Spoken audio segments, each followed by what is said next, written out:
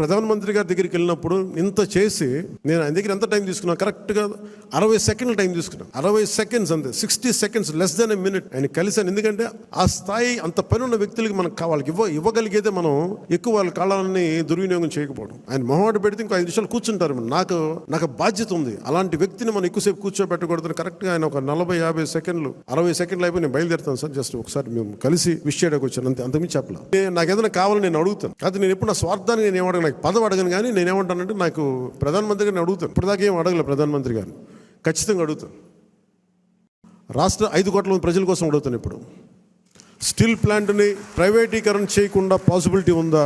అలాగే మనకి విశాఖలో రైల్వే జోన్ కావాలి, అవన్నీ అడుగుతాను. అలాగే మనకి ఒక 20 లక్షల మందికి ఉద్యోగాలు రావాలని మన కూటమి ప్రభుత్వం అనుకుంటే దానికి తగ్గట్టుగా సర్వీస్ సెక్టర్ని ఎంత డెవలప్ చేయొచ్చు, ఇలాంటివన్నీ అడుగుతాను. పదవి అనేది మనకి బాధ్యత అవ్వాలి, కానీ అది ఒక ఫ్యాషన్ స్టేట్మెంట్, ఒక అలంకారం అవ్వకూడదు.